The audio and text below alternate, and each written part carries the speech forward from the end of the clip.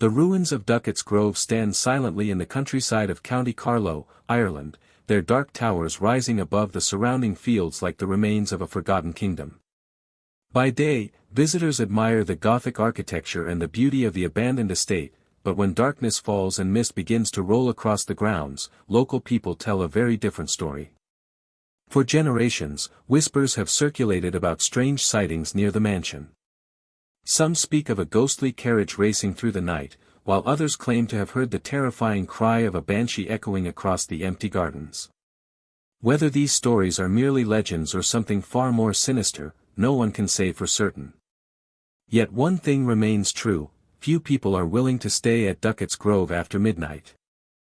The story begins in the autumn of 2025 when a young documentary filmmaker named Daniel O'Connor arrived in Carlow to investigate Ireland's most haunted locations. Daniel had built a reputation for exposing myths and proving that most ghost stories could be explained by natural causes. Armed with cameras, drones, audio recorders, and confidence, he viewed the tales surrounding Duckett's Grove as nothing more than local folklore. The villagers he spoke with warned him repeatedly not to spend the night at the ruins. An elderly woman running a nearby pub told him that her grandfather had once heard the cry of the banshee near the estate just days before a family tragedy. Another local claimed to have seen a black carriage emerge from the fog and vanish before reaching the road. Daniel smiled politely at every story, convinced that fear and imagination were responsible for the legends. By sunset, he was walking alone toward the ruined mansion, unaware that he was about to experience something that would change his life forever. As darkness settled over the countryside, a heavy fog began creeping across the fields surrounding Duckett's Grove. The silhouette of the mansion looked almost alive against the fading sky. Broken windows stared out from the ruined structure like empty eyes, and twisted ivy climbed the stone walls like dark veins. Daniel set up his equipment inside what had once been a grand hall. The air felt unnaturally cold, and every sound seemed amplified within the ancient ruins. Occasionally, distant gusts of wind whistled through shattered arches, producing eerie tones that resembled faint human voices. Despite the unsettling atmosphere, Daniel remained calm. He began recording an introduction for his documentary, explaining the history of the Duckett family and the numerous ghost stories associated with the estate. Everything seemed normal. Then, just as he finished speaking, a strange sound echoed somewhere above him. It was soft at first, almost impossible to hear, but it gradually grew louder, a woman's cry filled with unimaginable sadness. The sound sent a chill through Daniel's body. He stopped recording and listened carefully. The cry echoed through the mansion again, longer this time. It did not resemble the call of any animal he had ever heard. Instead, it sounded like pure grief transformed into sound. Daniel grabbed a flashlight and moved toward the staircase leading to the upper floors. As he climbed the worn stone steps, the temperature seemed to drop with every step. His breath became visible in the beam of his flashlight despite it not being a particularly cold night. The crying continued somewhere ahead. Then, without warning, it stopped. Silence filled the mansion. Daniel reached the upper landing and swept his flashlight across the darkness. For a brief moment, he thought he saw a pale woman standing at the end of the corridor. Long black hair covered her face, and her white dress appeared stained by age and weather. The figure remained perfectly still. Daniel blinked, and the corridor was empty. Trying to convince himself that exhaustion was affecting his perception, Daniel returned downstairs and reviewed his camera footage. What he found made his blood run cold. Although he had been alone throughout the evening, one of the cameras had captured a shadowy figure standing behind him during his introduction. The figure was visible for only a few seconds before disappearing completely. Daniel replayed the footage repeatedly, unable to explain what he was seeing. As he watched, another sound drifted through the night. This time it was different. The distant thunder of hooves echoed from beyond the ruined walls. At first, Daniel assumed it was a horse somewhere in the countryside, but the sound grew louder far too quickly. It seemed to be heading directly toward the mansion. Daniel rushed outside into the fog-covered grounds. Visibility was poor, and the moon was hidden behind thick clouds. The hoofbeats continued to approach.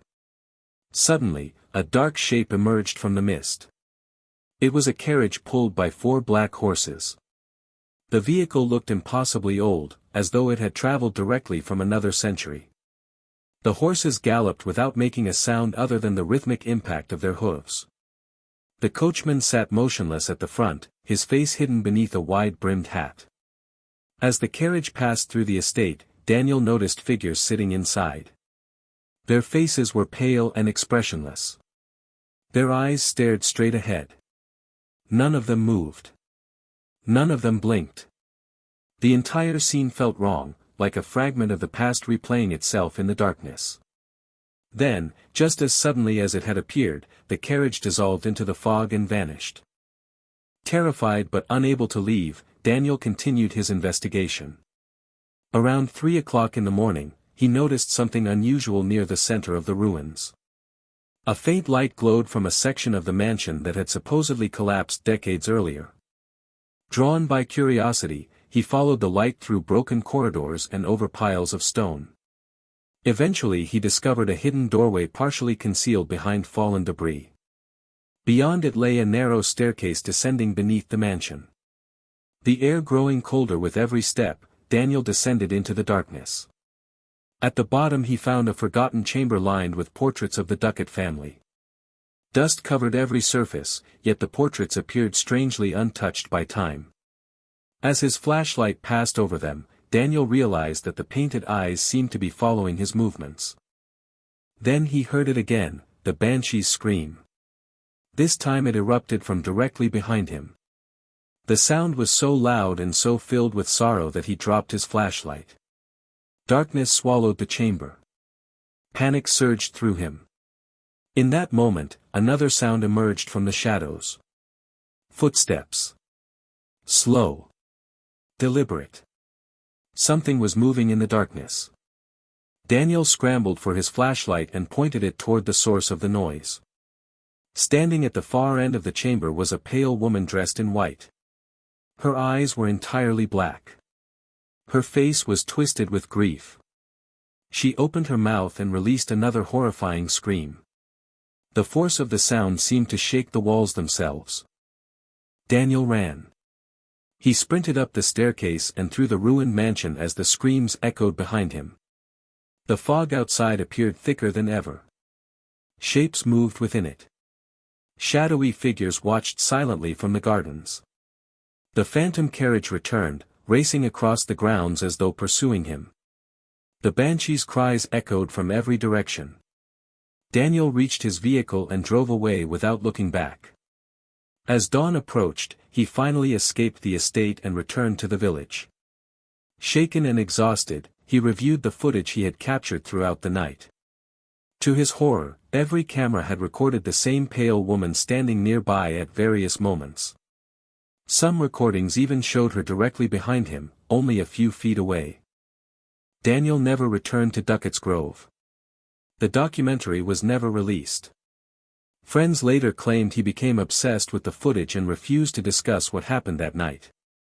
Years later, after his death, the recordings resurfaced online. Viewers noticed something disturbing hidden within the final frame of the last video.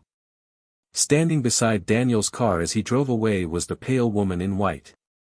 Her dark eyes stared directly into the camera. And according to those who enhanced the image, she appeared to be smiling.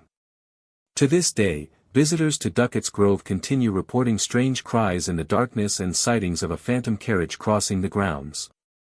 Whether the Banshee still mourns the dead of Duckett's Grove or waits for new souls to join them remains unknown. But when the fog rolls across the ruins and the night grows silent, many locals still avoid the estate, fearing that some legends were never meant to be investigated.